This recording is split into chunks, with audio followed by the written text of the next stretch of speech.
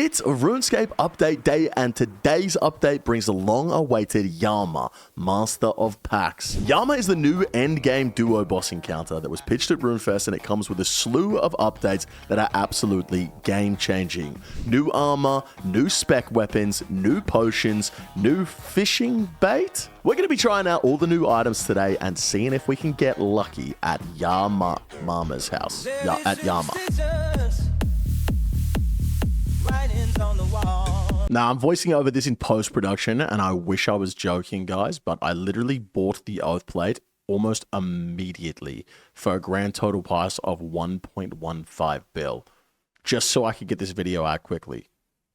I hope it was worth it. Oath Plate is the new armor drop from the boss that boasts a huge slash bonus along with some decent strength. The helm is coming in with the same strength bonus as a face guard. However, we get an additional 10 slash bonus. The defensive stats are pretty comparable to Torva. We lose out on the stab and crush department, but the slash defense is higher. The chest plate is rocking 4 strength bonus, the same as a Bandol's chest plate, but we get an additional 16 slash bonus. Defense is the same as before, comparable to Torva. Wins in slash, loses in stab and crush. You guys get the drill. Finally, for the legs, we get a +2 strength bonus, which is the same as Bandol's tassets, but we also get a +12 slash bonus. Overall, wearing this whole set will get you a +38 slash bonus, which is absolutely huge.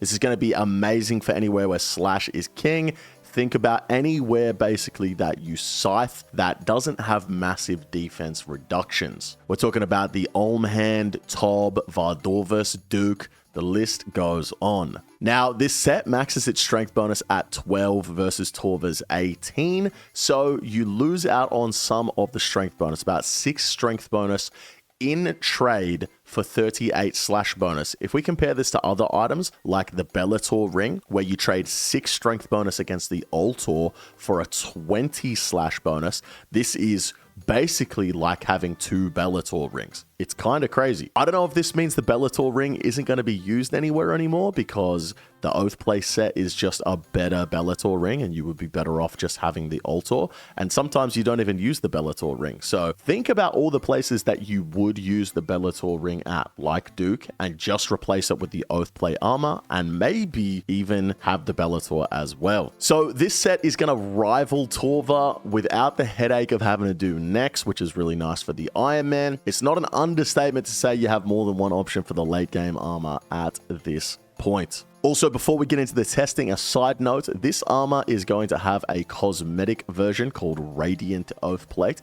However, that doesn't come out until the contract sister comes out, which is going to be on May 23rd. Keep an eye out for the video on that one because I will be going for world first. Let's move on to another massive update, the Soul Flame Horn. This weapon is to get the boys in your group horny. Why did they write that? Why did they write that? No lie. Using this weapon's special attack guarantees that the next attack of anyone with a 5x5 radius of this horn special attack will have a 100% accuracy boost for their next melee hit. Let me clarify this a bit. The special only applies to up to 4 players, including the special attack caster. This costs 25% spec per player, including yourself. So if you and 3 homies are in a 5x5 and you use the special, your spec is going to be drained down to 0%, and all 4 of you will have the effect. The effect only lasts for 6 seconds, so you got to be quick. It also applies only to melee. No sneaky scythe or dragon dagger specs. The guaranteed hit only applies to the first hit splat. Also, don't try and be cheeky in PvP. It adds accuracy in PvP. It's not a guaranteed hit. Wow, that was a mouthful. Now I know what your mother feels like. Who's writing this shit, man? Its uses for defense reducing in places like Tob will be fun to theory craft and play around with, so I'm super excited to see what the community can come up with for this one. Let's move on to the Diabolic Worms. Dropped by Yama, these worms will increase the catch rate of fishing anglerfish. Your attempt goes from a 14% up to a 40%. So that's cool for all 3 people who aren't actually botting that content. Yama also drops Aether Catalyst, which allow the player to create Aether runes, requiring 90 rune crafting. Other notable drops include Demonic Tallow, which is a herbal or secondary use for Surge Potions. Surge Potion is to restore special attack. It restores 25% of your special attack. It requires 81 herb lore, and it is untradeable. So, of course, it is day 1, but it is a pretty easy boss, so I can cover cover you guys on how to kill this bad boy for something that was labeled an end game boss. Trust me, even the biggest noobs can get this done. So let's quickly cover the gear. You're going to want to use your absolute best magic gear. If you don't have a Purging Staff or a Tumikin Shadow, maybe go with the Ember Light or another slash bonus weapon. It's pretty close. And then obviously with that, you want Strength Enhancing Gear, Altor, Vernic Rancor, Infernal Cape, stuff like that. You also, if you're using magic, you want to have at least a one-way switch to melee as well. So if you have full magic, bring a one-way switch to melee. If you're using full melee, at least have a one-way switch to magic. You're really going to want the Purging Staff and the Ember Light for this one. Failing that, you can use Purging Staff and the Arc Light as well. I'm sure it'll work just fine. So Yama has 3 phases. In phase 1, you'll immediately notice these little glyphs on the ground. Some are blue, some are red. These are going to correspond to Yama's special attacks. Don't stand on these yet, as it's going to consume the glyph, so wait until you see a special attack. So how does this phase play out? When you are going to start the kill, you're going to spawn in, use magic against the boss. If you're going to be using the Purging Staff, use the Mark of Darkness, use the Thralls, use the Greater Demon Bane with the Purging Staff. Otherwise, you're just using the Shadow, you're using the Ember Light, same thing. Yama has a tell for what you need to pray against. If you notice a red flame on your character, pray magic, as once he snaps, the magic attack is going to activate. If you notice a dark blue shadow swirl around your character, pray ranged. When he snaps, the range attacks is going to go off. You're going to want to stay out of his melee range, unless, of course, you're meleeing it, in which case, pray melee. When you spawn in, there's going to be the glyphs on the ground. Whichever one has the least amount. So if there's 3 red ones and 2 blue ones, you're going to want to pray range. Whatever has the least amount. If there's 3 blue ones and 2 red ones, you're going to want to pray mage. It's going to do 1 attack to you, and then after 1 attack, it's going to do a special for the opposite style. So if you prayed mage first, you're going to want to stand on a blue glyph after the first hit. If you prayed range first, you're going to want to stand on a red glyph after the first hit. Then it's going to do 3 attacks of the opposite style. So if you just stood on a red glyph, you want to pray mage. If you just stood on a blue glyph, you're going to want to pray range. Then it will do another special. For the specials, you need to stand on the glyphs, and if you're standing on them at the correct times, they will respawn enough in time for you to be able to stand on them for every single special attack. So even if it's a super long kill, you'll be good. It's so simple stuff. The only other thing is you might have some of these orbs spawn. If the orbs spawn, immediately change your prayer to the different style, and then try and kill the orbs, because they will do damage to you. If you don't want to kill them, you can stand on the glyphs actually to negate the attacks as well. Now, once it gets down to about 60%, Yama's going to send you off to a different realm. You have to jump over these little agility obstacles to get to the voice of Yama, or the judge of Yama. If you tick perfect these, you don't even need to dodge the fireballs. You'll never get hit. And then you jump across. Yama's going to be praying melee and range. So you have to mage it for the first hit. And if you mage it for the first hit, it'll then be praying range and mage. Then you're going to want to melee it, then it will change its prayer, and then you mage it again. So you just keep killing it like that, and eventually it's going to go down.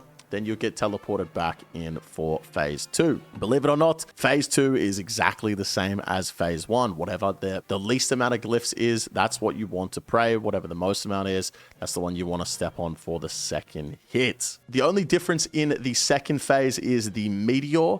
The meteor is one of the red attacks. It's going to stop you from moving. So you're going to want to be next to a red glyph for the red attacks, because that meteor is going to one-hit you. Yes, it will hit you for your full hit points if you don't get onto that one. After you get down to about 30%, it's going to send you back to the voice of Yama, the judge of Yama. You have to do that phase again. It's exactly the same. And then it will teleport you back for phase 3. This is when it's going to get a little difficult. You don't know what it's going to attack with first. You have to figure out what it's going to attack with first by watching the boss attack you. If you have flames come up around you, pray mage. If you have a little swirling blue thing, pray range. Then it's going to alternate what it attacks you with every single time it hits. If it just hit you with mage, pray range. If it just hit you with range, pray mage. And then Periodically, it's going to throw these little things from the roof.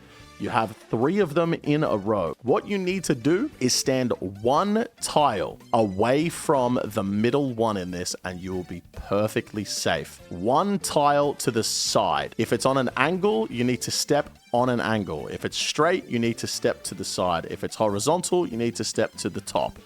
It's very easy to avoid these attacks if you know where to stand. And then apart from that, it's going to be sending these waves towards you. This is also another semi-difficult thing.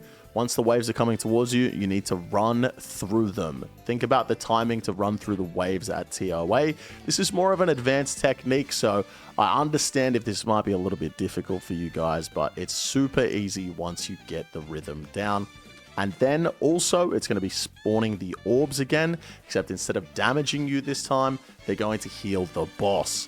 Super easy stuff, guys. It's a very easy boss. You'll be able to get it down in 1 or 2 tries, no problem at all. And that's it. You and your duo get a chance at the Oath Plate armor. You get a chance at getting the Soul Flame Horn. And you have a fun experience together. And that's it, ladies and gentlemen. That is Yama on day of release. I'm going to be smashing this boss out this week. I'm going to be trying budget kills. I'm going to be trying speed kills. We're going to be trying to get as many drops as we can. We might go for rank 1. I'm going to be trying a whole lot of stuff. And I'm going to be live every single day over at kick.com/EVscape or twitch.tv/EVscape. You can come check me out there. Final thoughts for the boss. Very fun. I think they've absolutely killed this. They've absolutely nailed it. They've somehow managed to make the boss fight very engaging without being insanely punishing and not stupidly hard, but at the same time, not stupidly hard. It's engaging and it's fun to do. The only gripe I have is that I'm really disappointed that it was labeled as an end game encounter. I said this on Twitter the other day, but I might just be a boomer, man. But when I think of end game boss, I think that's it. This is the final boss. This is the last thing you're going to want to do. It's the hardest thing in the game. So I was expecting a much more difficult encounter, something that was really going to rustle my jimmies. And unfortunately for me, it was not very difficult. It's going to be hard for mid-game and late-game players for sure. It's going to be a big learning curve for you guys. But I was really hoping for something super duper hard. But you can't win them all. At the end of the day, very fun encounter. It was a fun time, and I'm looking forward to doing more. Don't forget to subscribe, and I'll catch you guys in the next video very soon. Take it easy.